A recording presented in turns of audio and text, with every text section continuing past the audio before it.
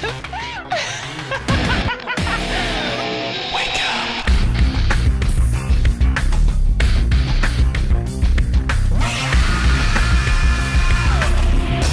Wake up. I'm not psycho. Wake up.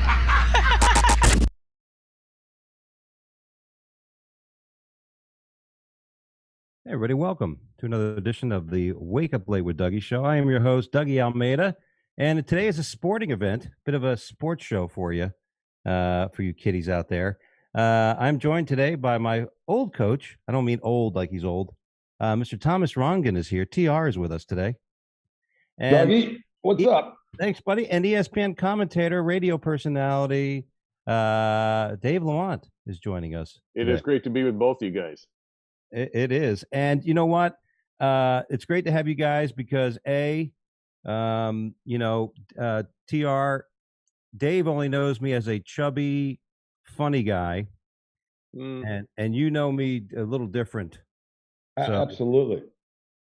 Um, You were this thin, good-looking, highly athletic, probably one of the best goalkeepers I ever coached. Let me just premise by saying that, Doug. Absolutely right.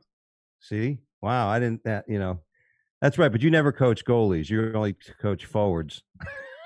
But I appreciate that. No, but looking over my shoulder when you were working out, you look good. You look really, you were a $180, you were 6'3", you got a little smaller, I don't know why, and you were just this good-looking guy. On the road, by the way, we pulled some chicks. It was really good. I enjoyed it, Doug, really. And you made a save occasionally, also important. Is that on or off the field where he made the saves, Thomas? Both. Yeah. And it was always great as I don't know if they're allowed to do that now. You would know this, Dave Lamont, if whether coaches are allowed to go and hang after the games at the bars, and travel. Well, it's not the 1970s Fort Lauderdale Strikers, if that's what you mean. Yeah. When the coaches would get there before the players. No, you know what? It's not. And in this era where everybody has one of these and is willing to do whatever it takes to embarrass somebody, no, I think there's a lot of separation now between coaches and players, even privately.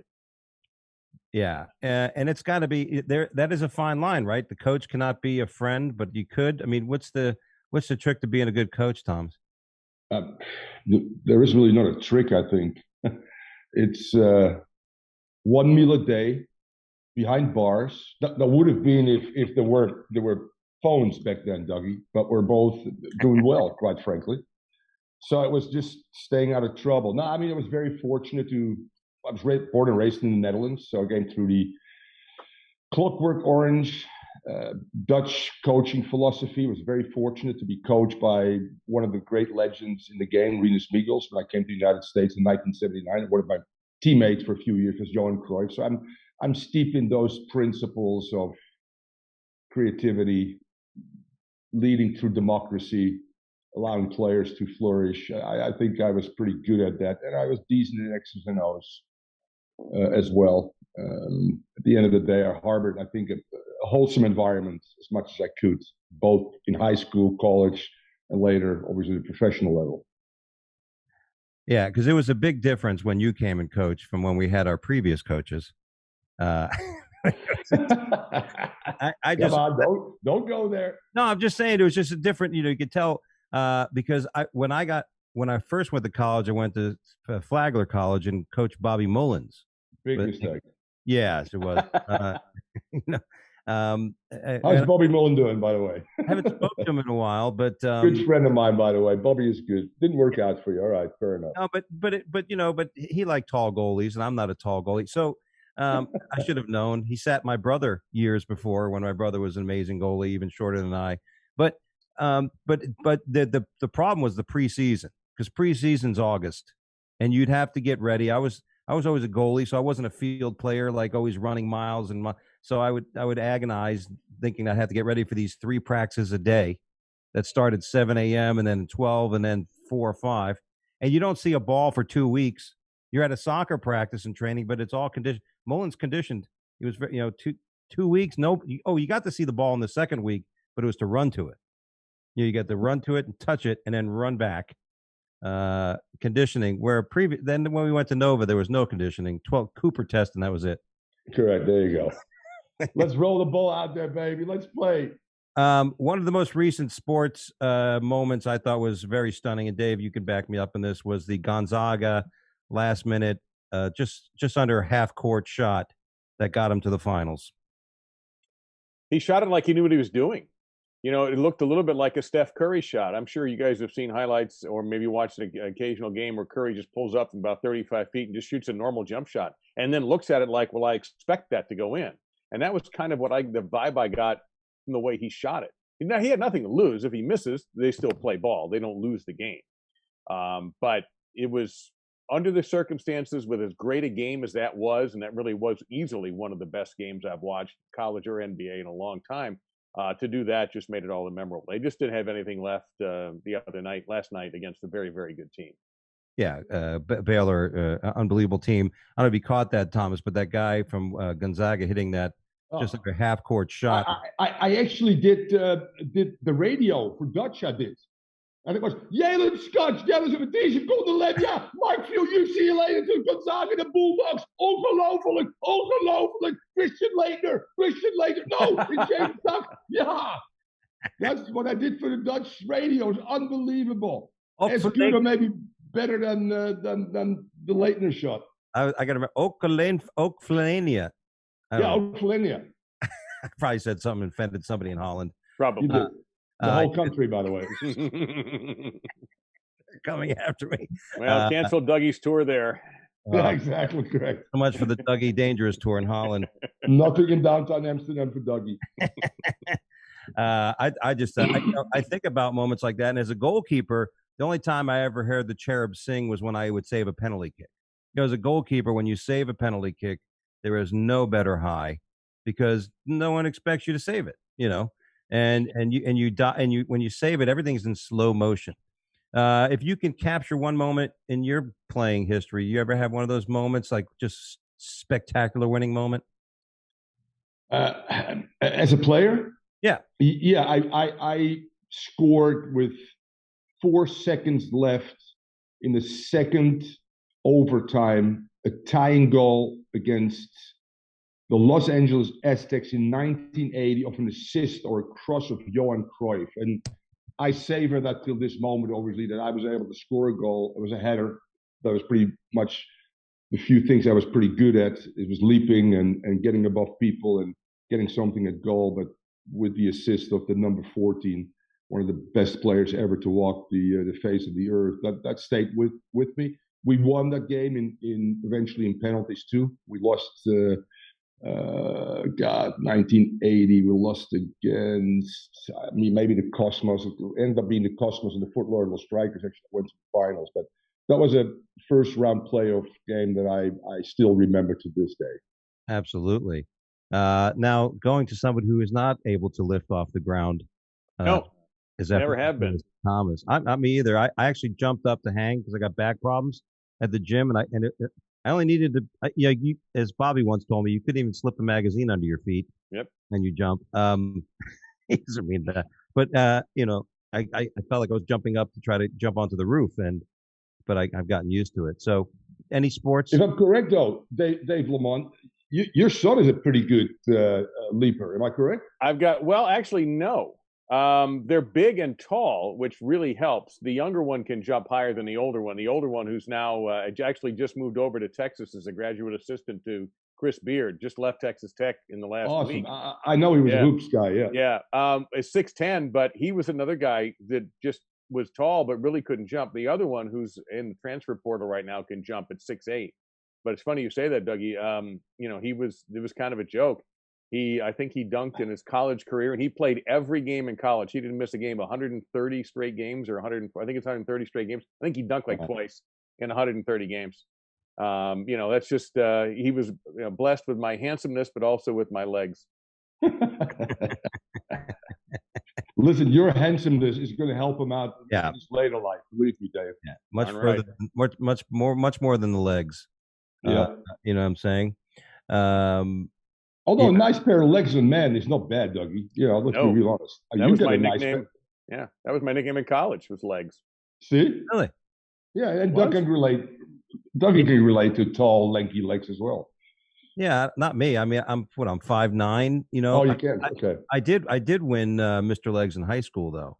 you did, and Uh, you won a wet T-shirt contest as well. Unbelievable. that was last weekend, by the way. I stopped in Daytona, collected an extra $150. Attaboy. Yeah. There you go. You got to use them while you got them. Yeah, but that was good. And then of course, big game on Sunday. Let's talk a little bit about this Major League Baseball because everybody's asking me aspect, and I don't like to talk about it, but Major League Baseball pulling out of the All-Star game out of Atlanta. And without getting into the politics of it, because there's two sides of the story. If you read the law that was passed, some people say it really isn't restricting. Other people said it's just trying to tighten things up a little bit. But nevertheless, is this something you think is good for the sport? Who you Well, want to? I'll start. I Yeah. think if you go by the no publicity is bad pub or no publicity is bad publicity. No, any publicity is good publicity. I'm sorry, that's what I was trying to say. It brings attention to the game, and it might bring a few extra eyeballs when they play the game in Denver. Baseball has the right to do this kind of thing. You can move things around in response. I think they tried to read the tea leaves on this and try to figure out where people were landing. Outside of not just in Atlanta, although that's really the market you should be most careful about. Is that's the market you're taking something out of that people are looking forward to going to. But I wondered if they just gauged the country's interest and thought, you know what, we're going to try to land on what we think is the right side, and we'll deal with the consequences. And I think eventually, like all of this other stuff, it'll blow over, and it may even bring a few more people to watch the game, which baseball does need an improvement in national ratings. It's become a regional sport. That's a great point, Dave. I don't think anybody cares about baseball anymore. The only reason why I like it is because we see more home runs because it's high altitude. Shit. Well, I watch that home run derby. That's about it. But who really cares? That's going to be something at Coors Field. The home run derby there is going to be. There you go. Yeah. And there won't be anybody left in Atlanta for Georgia for Dougie to go to in a year. So it's tough times. Yeah, I think so. And because you look at the sport, like we remember, I remember the biggest I saw any sport ticket was when major hockey, the NHL, had a strike years ago, and they were big. I mean, this is right after I think the Panthers had won, and so Florida was it. So there was a lot of new expansion teams, and then they went on strike, and that was it. You couldn't even watch them on like channel 195 for a while, but they were they had regular games, and that really destroyed that league, didn't it? The NHL? Yeah. I don't think it's destroyed. I think much like baseball, it's a regional phenomenon. Certain parts of the country are obsessed with hockey, as they are with baseball. You go to the Northeast, for example. You go into Boston or New York or Philly or Pittsburgh. Yeah. They love hockey. Maybe even but in the Sun Belt, maybe not so much. And same with baseball. There's certain cities and certain areas that are obsessed with baseball. And then there are others who kind of take it or leave it. And I think in Florida, we are a take it or leave it state. And on just about everything except maybe the NFL. But otherwise, if your team is winning, Floridians are interested. But otherwise, no. What else is there to do? There you go. Soccer is the game. Kids are playing it. The youth-wise, it's been huge.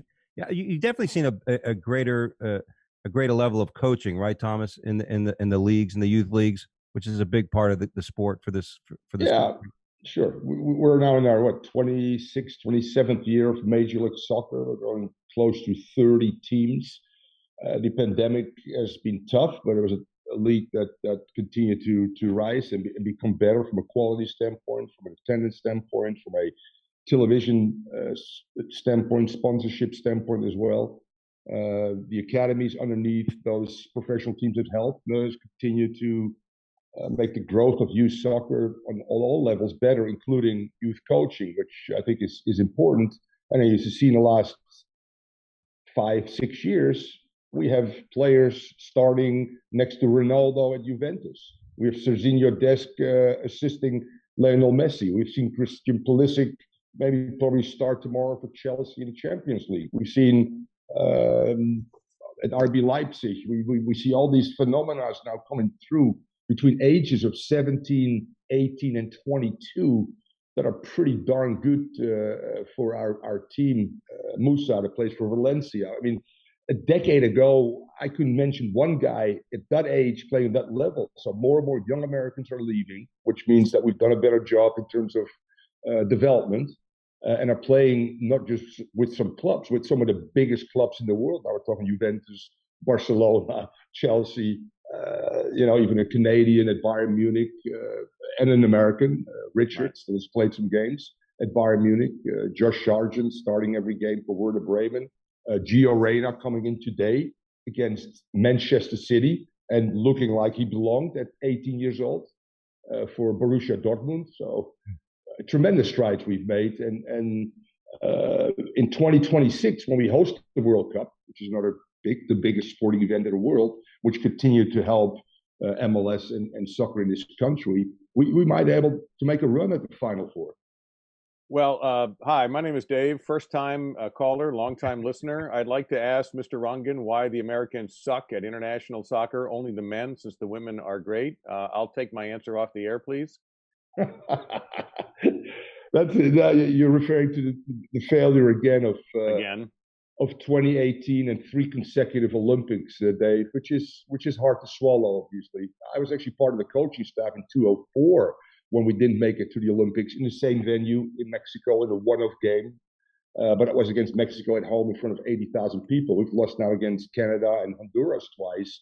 In our region, we should be with Mexico, the dominant teams, even in an age group, even with the fact that our better players were not released, including all the names I just mentioned, who are all Olympic age eligible. The women, it's a senior team; it's over 23. So it's a little bit different.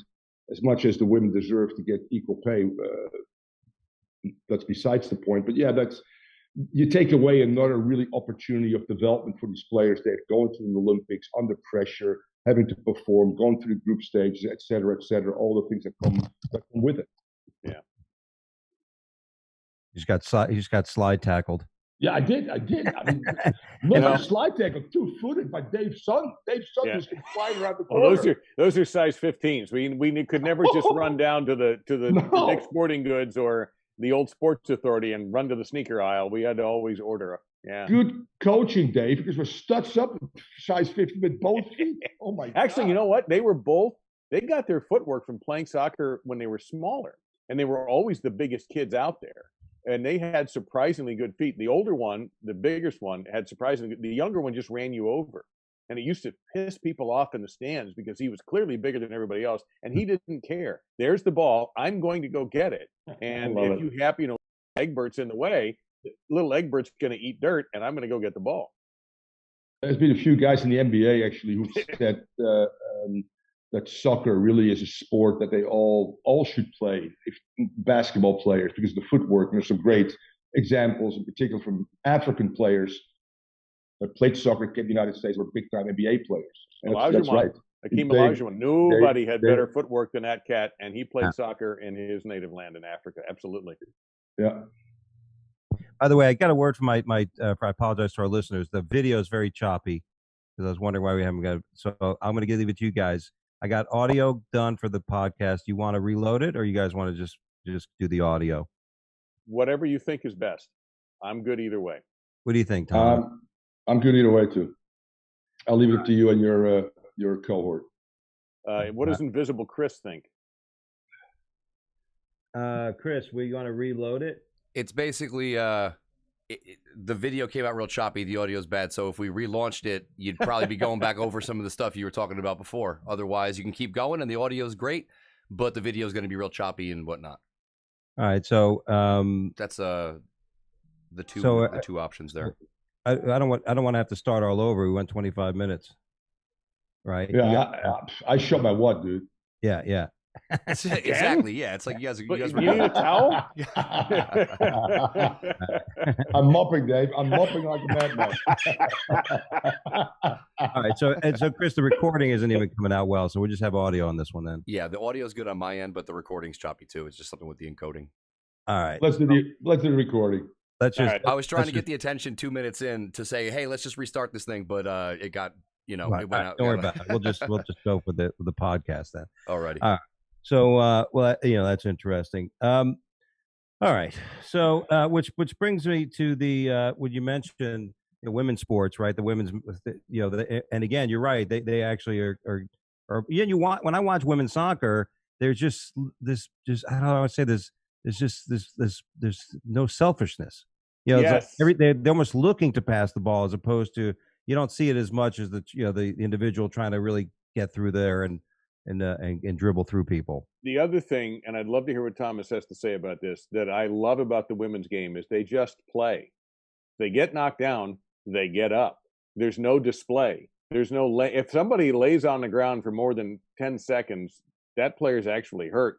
I can remember, was it Thomas, the woman from Japan who was getting her head glued on the pitch because she had a collision, and they literally glued her head shut so she could play. There's a physical and mental toughness there that is really remarkable, and a sportsmanship and professionalism about the way they play. Yeah.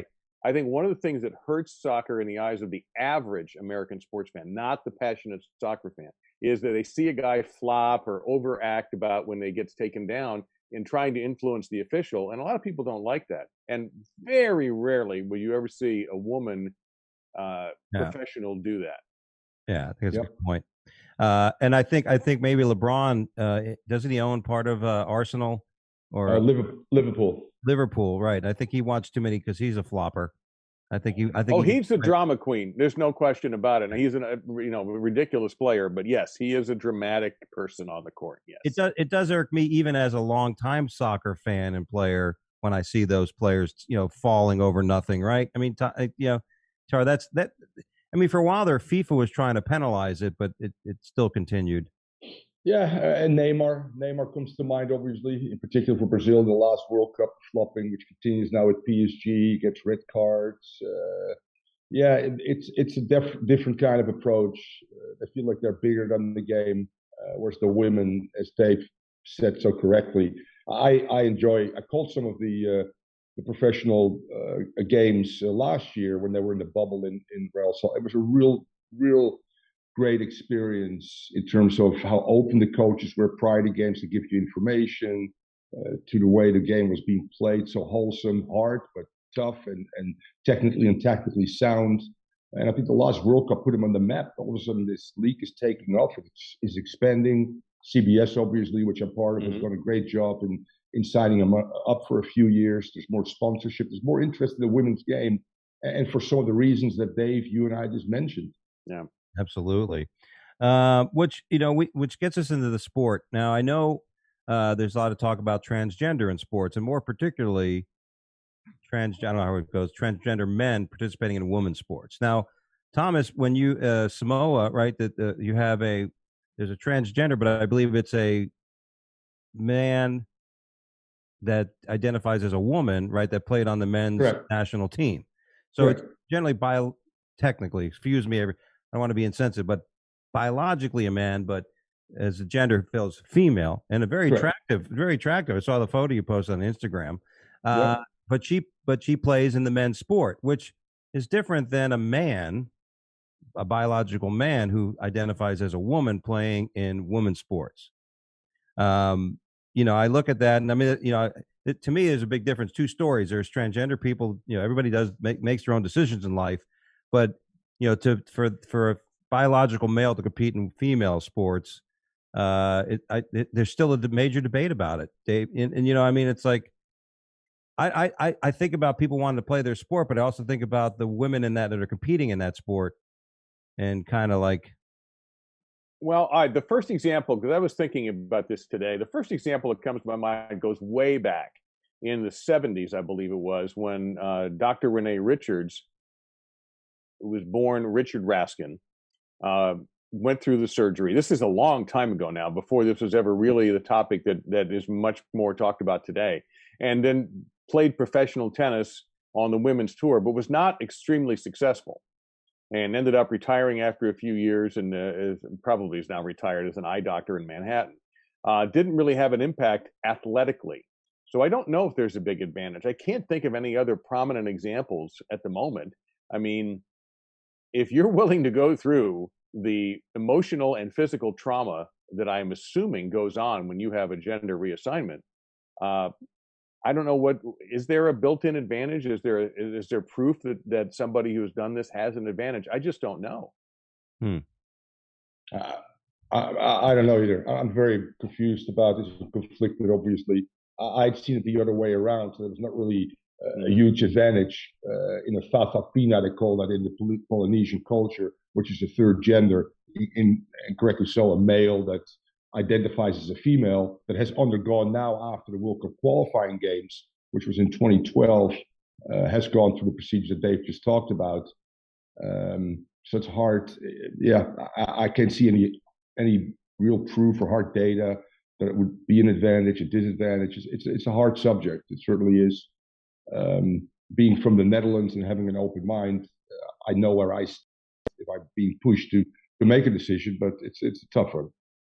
Yeah, I mean, you feel. I mean, and then, like I said, you feel for the athletes that are competing with them, and like there's an MMA fighter who's a male that identifies as a woman that's been very strong. I mean, when you get in something like tennis, I mean, tennis isn't really like nowadays you can't say that with some of the tennis players we're seeing, but in the old days back then, I mean, the tennis players weren't the No. I mean, the first person I can remember that it really put herself, in this case, through any kind of major fitness regimen was Martina Navratilova back in the like the 80s, I think it was. And there were books written about what she did and nutrition and all the workouts, and she benefited greatly from it. She went from being overweight and losing matches because she would tire to becoming one of the easily one of the 5 greatest women players of all time, easily. It was always amazing to watch her and Chrissy Everett. And Chrissy was like the Barbie doll kind of tennis player, and Navratilova was this specimen, that resembled a man. She was a physical athlete, very strong, and a fantastic player for it. Now that's all changed. With that being said, let me ask you guys this: we're all different sports. Who do you think which professional sports has the best athletes? Who's the most all around best athlete? Is it a soccer player? Is it a football player? Who do you think has the most overall best athlete? I think it's our cricket players. Yeah. Yeah, because cricket players sometimes have to play 5 straight days. Talk about conditioning, to start with. And they got to hit these 3 wooden sticks, which is, I know about sticks, not easy. You got a crowd that sits on chairs, that drinks alcohol, so there's a lot of, distractions as well. It's just, I'm telling you, talking about mental strength and fortitude athletics. I go with the cricket players as being the goats of sports. Jeez. Yeah, I was going to come up with a normal answer. I don't know what to do now. I would have to go with basketball, because if we're talking about athletics, what's the most basic athletic moves? Running, jumping, agility, and footwork. And that's required to play basketball at a high level. I don't mean the guys that I used to play against in the park 35 years ago, and we would drink beers afterwards at 12 o'clock on a Sunday. I mean the level that we watch on TV, conditioning, all of that stuff. Because when you think about it, you've seen fat professional baseball players. Yeah, mainly pitchers, but yeah. Football players, some of them just can't help it. When you're 300+ pound lineman, it's very difficult to look 300 pounds and be Mr. America. I think the last time we had a fat guy on the basketball court was Big Baby, right? And he played for the Celtics. Yes. Yeah, he was a chubber guy. Yeah. On a serious note, I agree with Dave. It's probably basketball and soccer. You mentioned just all the things that you also see in soccer. I might put soccer ahead of basketball because eye-foot coordination, I think, is harder than eye-hand coordination. That's all the sports we play throughout the world, be it baseball, be it basketball, be it tennis, be it hockey. So, but they both have to be in great shape. Footwork is essential. We jump in headers, by the way, so we use different parts of our body as well. So I think that soccer is in there. If you talk about individuals, it's going to be like the what are these guys that do 12 different things? Decathlon. Yeah, decathlon. Wow, these guys, insane. Men and women, must be unbelievable. Yeah. But as a team sport, I agree with Dave. Probably basketball and soccer. I agree. Let's see which. All right, this is going to be interesting. Which professional league has the worst officiating? And while we're on that, I'm going to ask you guys because I had a record going because I was a season ticket holder for the Miami Heat for over 15 years. We're right around Shaq through the season after LeBron. And I was trying to tabulate a record of how many times I could scream my heckling to a referee. Do you guys have a go-to heckle to a referee? Do you have something you like when you know the ref ump? Is that you know what? We have different perspectives on this. Let's ask the guy who's coached first, and then ask the guy who's parented. And because I think you might get similar answers but different approaches. So I'd like to hear from Thomas on that. Yeah, I mean, what was the question? Is the sport or the country or where the referees are? Which sport? The basically professional soccer. Yeah, I think it's soccer because of its international. I mean, you go down in qualifying in CONCACAF, you play away at Honduras. I'm telling you, the refereeing in Honduras is different than in MLS. You go to Eastern Europe, it will be different. You look at the World Cup qualifying games right now. There is no VAR and no goal line technology. You see Ronaldo taking off his armband because, in fact, they lost 2 points due to a referee mistake, a human mistake that VAR might have helped with, although VAR hasn't been the solution either. So I think it's really, in general, international soccer because you go from country to country, and the game gets interpreted differently. The game is played differently. In England, due to the rain, there's more slide tackling during the winter. Whereas you go to California, just like the state of California, where it rarely rains, there is not any tackling. It's more technical football. So the style influences a referee and the referees where he comes from. I can even see the referee in the Northeast, which are tougher guys, allow plays to continue, whereas you go down to South Florida, where they're more protective of the technical players. So it's a very interesting kind of thing. I don't have a particular. I would always try to get in the fourth official's ear, knowing that after I got fined a few times and I got a red card once in my coaching career in MLS, that it really doesn't behoove you. It doesn't really work that way. Trying to reach out to a referee across the field with some insane language. So I changed my course a little bit to try to use it as a tactical ploy to how can I find a way to get the referees on my side? And sometimes it's more positive reinforcement than negative reinforcement. Yeah, good call. Soccer, one of the things I'm involved with the United Soccer League. I'll announce anyway half a dozen or 10 games a year. And the one thing that drives me nuts is it seems that the officials have two sets of rules: first half, second half. First half, it seems like you could bring an axe out there and take a guy's ankle off, and you might get a free kick out of it. And all of a sudden, in the second half, out comes a yellow card. It's almost as if the official is like a parent, and he's tired of you. And at first, he just tells you to go to your room, and now he's grounding you. And it's just like, to me, it ought to be the same all the time. It should be a foul in minute 5 and a foul in minute 87. And I'm always fascinated by, and I've talked about it with guys who are former players like Thomas, and Thomas and I have done some games together. It drives me nuts that it seems like they just turn it on in the second half. Oh, now it's a yellow card. Before, I only said you can't do it.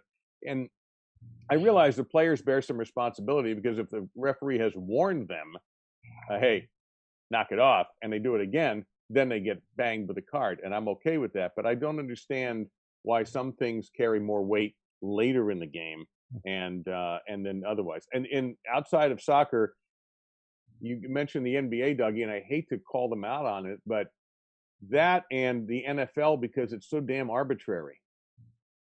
How many times have you watched a football game and you say, well, that's a hold, and nothing gets called, and you see the official right there? And officials in football have zones they look at, not necessarily players. So if Thomas is running a pass pattern and some receiver or some defensive back bumps him, and it looks like it's a penalty, and there's an official standing there, that official's not looking at Thomas. That person's looking at that area. So it's somebody else's call. Instead of, oh, that happened right in front of me, I have to throw a flag. And same with the NBA. When is it a foul? When is it not a foul? What was that game? Was it the playoffs? Who went to the Super Bowl a year or two ago, where they just blew the call? Rams Saints. There was a blatant pass interference call, and it went against the Saints. They ended up not winning, and we ended up with the Patriots beating the Rams in the Super Bowl. And you're right about the NFL, because usually it's almost like the NFL is writing the rule book as the game is going. because it's like sometimes they even go to the professionals. Like, what do you think? It's like, I have no idea how they're going to interpret this shit, Bill. Yeah. And you know what I mean? And it's true because it's like, oh well, that does look like it. But then, well, now with the new rule, like soccer, like I coached in Deerfield Beach, my buddy's kid rec league, and I used to say. This one guy had an accent. I go, no, just because you have an accent, ref, doesn't mean you know the game. And it's like these guys would come out and I remember the old days when you do a throw in soccer, you couldn't be on the line, right? So here I am yelling one time in one of these games, like he's got his foot on the field, and the guy throws the book at me after, goes, "You idiot! It's a new rule. As long as your feet, I don't know what the rule is now. As long as you got one of your heels on the other side of the line." It's ridiculous. They change certain rules, right? But rules in soccer don't change as much as they do in football. Football, every year there's a new rule. Oh, we're going to kick it from the 45. We're going to kick it from the restrooms. There's always something different to interpret. And of course, the basketball got in a lot of trouble. I remember when the Heat won in 2012 or 13, the one guy was caught. And because I remember when we played the Pistons one time at home, we were getting all the calls. And were you talking about Tim Donaghy? Yeah. Yeah, his big moment actually occurred in the early 2000s. It was the Lakers and Sacramento series, which people are still salty about. That Sacramento lost the lead on their way to the NBA Finals, and a lot of people felt dishonest and improper officiating led to that. And the Lakers went on to make the NBA Finals. And I forgot if they won or that was the year they lost to Detroit. But and then Donaghy admitted he fixed games and he bet on games, and it appears that nobody else was involved in that, but that opens that. The NBA is almost too transparent. They do this 2-minute officiating report. In the last 2 minutes, they will write a report on, and they will list every mistake they find when they review it. And I appreciate the honesty, but at the same time, if you put out, well, with 1:11 to go, that was a foul when everybody was yelling. And by the way, with 38 seconds to go, so-and-so stepped out of bounds. We didn't call that one. And we probably shouldn't have called a foul with 12 seconds. It almost is like if you owned a restaurant and said, hey, the burgers are terrible. Don't come in, but they suck. It's kind of the same thing. So I applaud them, at the same time, it's like, geez, fellas, I don't know if you're helping your integrity with the fans. Does soccer like the VAR? The video replay. I mean, no, we don't. Especially, I mean, you talked about, you don't see a lot of rule changes in soccer because it's very steeped in tradition, and I'm a little bit old school, so I don't particularly care for it. It still leaves debates every time the VAR decision is upheld or overruled, or like in the NFL, very similar to that. You still got human people that make eventually the decisions in slow-mo, which is also and a standstill is different than the actual game itself. But to Dave's point, soccer is the opposite of transparent. There's scandals each and every week throughout the world of players, coaches, referees buying up games. That's unfortunately still part of the mantra. They've tried to cut that out. We know that some of the big timers, including FIFA bosses and people within our own confederation, former presidents, have gone to jail and still are going to jail, are still being tried to get extradited. They've taken millions and millions and millions of dollars to sway a World Cup one way or the other, or a game, or whatever it might be. So unfortunately, soccer is just the most mysterious, inconsistent. To Dave's point again, I remember the big players that came here in the late 70s, early 80s, and we're talking about Johan Cruyff, George Best, and Dave knows, from Nene Kubias to Gerd Müller, that was the one thing that they used to go from game to game. We have no idea what call we're going to get. It's so inconsistent from half to half, from play to play. And it was really frustrating for those big-time players. That's interesting. Yeah, because, by the way, and it still happens. Yeah, but my favorite cheer to an umpire that's bad is, how do you sleep standing up, ref? That's always been my favorite. Hey, I like it. I like that. Yeah, that's better than the ones I used to get thrown out of during my kids' basketball games when they were growing up. I have to remember, that was a lot cleaner than the ones I used. Why didn't I think of that? Yeah, amazing. Is there anything worse, Thomas, in sports than the own goal? Oof. No, there isn't. I mean, there's some drama. I mean, look at the '94 World Cup when the U.S. beats Colombia, Ernie Stewart scores the winner, but one of the two goals was an own goal by Escobar. Yep. We all know what happened to Escobar. He got executed by the cartel because they put billions on Colombia getting out of the group or even winning it because it was one of the favorites. They didn't even advance. Right. So when I coached Carlos Valderrama, he told me some incredible stories talking about the crazy side of the international game, things that happen in South America. It's just, you just shake your head and going, what? And the own goal is just, that's one extreme extent. The own goal for every player is embarrassing. You don't want to be part of. You want to dig a hole. You want to disappear. You want to, It's very, it's or very just rare. like you, Dougie, as a goalkeeper. At 1-1, you make a big mistake, you lose the game. It's a similar feeling, I'm sure. Yeah, nothing worse than an easy ball floating and it goes through your hands because it's too easy to catch and it goes right or between your legs. Right.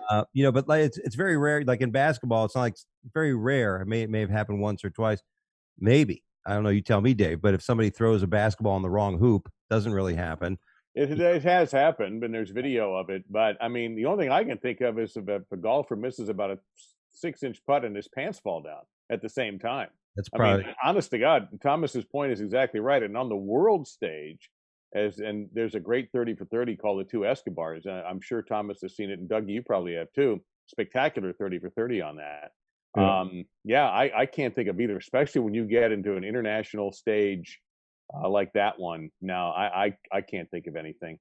Ray Hudson asked me that on one of the with Phil Schoen on one of their what is it like to bomb as a comedian? I said the only thing it'd be like is like scoring an own goal. When you think about soccer in high school, Coconut Creek High School were playing Killian in the sectionals after losing to them in the state 4A finals. Coconut Creek against Killian. I was the goalie. I was a sophomore. Boy, did I find women after that year because the starting goalie. And that one we lost in penalty kicks. I did save one of the kicks, Coach, which is all a goalie's supposed to do in a shootout. There you go. He saved one of them, and I did that. And that guy saved one, and one of our guys hit the pole. We lost. The next year, to go to state, we lose because Steve Rindu, yes, Steve, I'm calling you out, on a corner kick, went to clear it, and it hit his shin and went into the upper corner. We lost to Killian. Oh, Steve, please. Come on. 2-1. Do me a favor. Stevie. I'm still look at Dougie. You're still suffering. That's not right, Steve. I'm never gonna forget it. I still remember watching it off his shin and into the upper corner of the post. And then, of course, somebody tried to blame me because I didn't call for it. I'm like, I'm not going to call for it. My guy's 6'3", is ready to clear the front post. Why am I going to call it? I'm not correct. No, it was not your fault. No, of course not. No, it wasn't my fault. Never is. I talked something here about the professional wrestlers. Let's skip that. Let me go to a few quick stories, then we're going to give you guys, let you guys go. These are some sports stories I thought were fun and we can have some fun with. Mm-hmm. But a referee yellow cards Kaká, and then takes selfie with the Brazilian legend.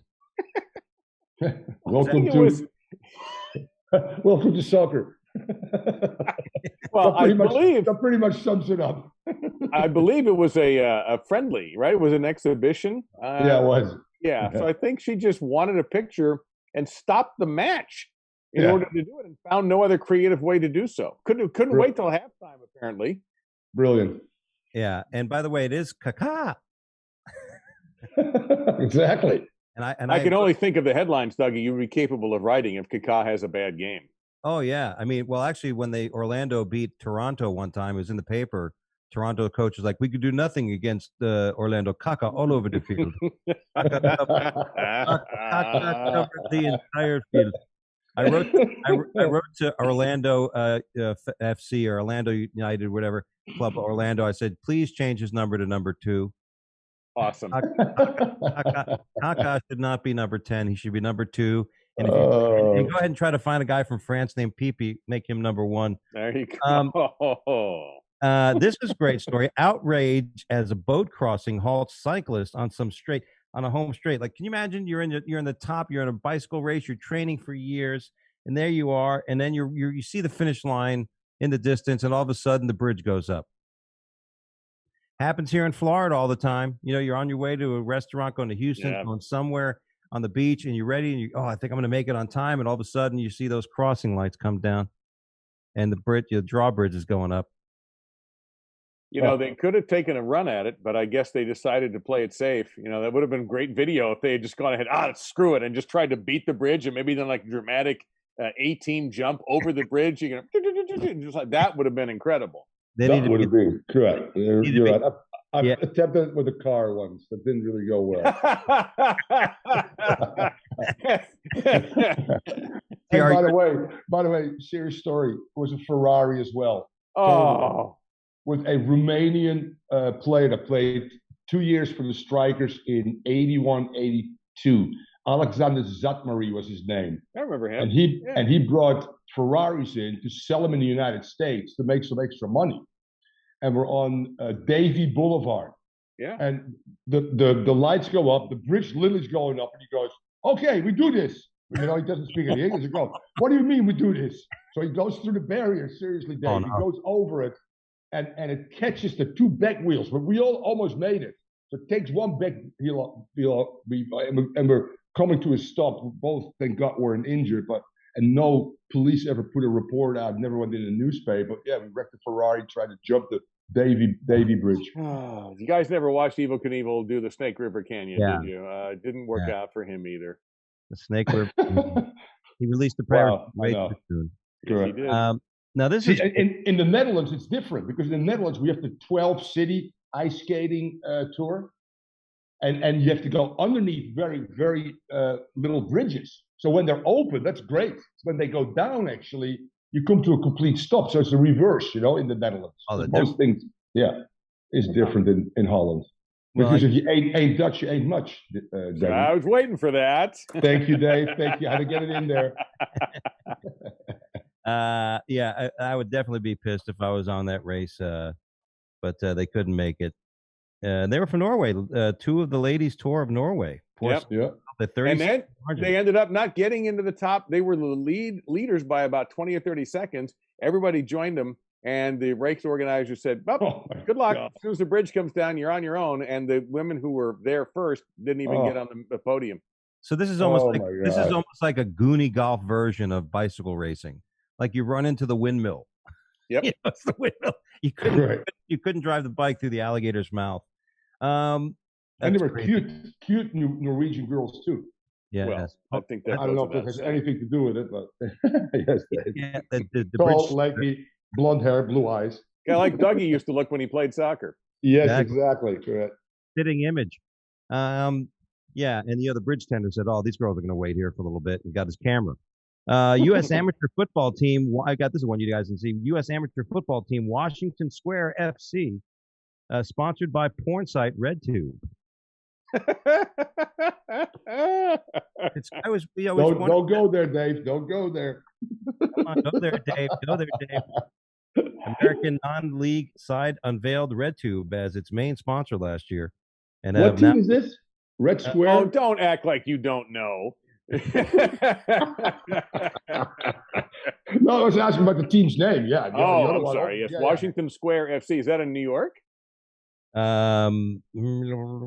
All I know is I'd really like to see their pregame film. Hello. There you go. I would like to break down that film too myself as a coach. Yeah. Hey, can we get back to that other shot? Have come for first ever team. Kind of see where it went. Oh God. Put a whole new life into the expression penalty shot in that league. Apparently, with that team. There you go. There's so much here. I'm going to save this one as a joke. I think yeah. Right? I mean, there's so much here, and they got RedTube to make it look like almost like Red Bull. You know, like the Red Bull. It was New York. So is it a football team or a soccer team? FC football club. Team. Yeah, soccer team. Yeah. Wow. And I like the jersey. I think I want to get the jersey. If you can get a soccer jersey that says RedTube. Yeah. Do they need a coach? They need a play-by-play guy. Thomas is coming out. He's gonna be their coach now. He squeezed that one through. Oh, I'm in. And one of the things Thomas used to always scream at us when we were on practice, you goes, "You gotta get stuck in. You gotta get stuck in." There you go. I would be perfect for that job. Yep. There you go. New coach of the Red Tubes. Boxing bout stopped after fighter's phone falls out of his trunk. Hold on, man. I'm getting a call. Hold on. I'm getting a text. I think he should have got his butt whipped as punishment for that instead of the referee stopping the fight. Who called him? God. Was it like a spam call? Marvin Jones was clearly expecting a phone call from somebody important, as he felt the need to carry his mobile ring into the ring with him. Marvin Jones, somebody decided to carry his phone with him. I mean, don't they check? Like, I refereed ISK kickboxing. If I'm an ISK ref, and you check the cup, you check the mouth, you got, so I guess you don't check for a phone. Are you checking cups also on RedTube? Yes, that's a special. That's an actual genre. Yeah, I bet it is. checking the cup videos. Oh God! A rather bemused referee proceeded to pick the phone up and hand it back to him. This gets better all the time. I know, it is good. Yeah, I mean, and that's it. I mean, yeah, I don't know why you would do that. Football team still smiling after this is a soccer team. It's a women's soccer team with no men acting like women, or vice versa. But a football team still smiling after losing 40-0 to local rivals. Yeah. Well, I know. Well, I don't know what it feels like, but I coached the worst team in the world according to the FIFA rankings in 2012, which was American Samoa, and also had the Fafafina. They have still the record in official World Cup qualifying, losing 32-0 against Australia, and that drew me initially to that job. I went, I could do better. I could do 20, maybe, or 15. I can only go up. Did you have incentives built in your contract? If they scored less than 20, you got a bonus or something? Yeah, nice. It wasn't a winning record. It was a don't get your ass beat record. Right. So I'd love to have seen that contract. Thomas, like you said, they can't get any worse than this. Maybe if I got Dougie to play goalie. But what did you say, Dougie? It was 42-0 that lost? 40-0 defeat. RNAS Caldress ladies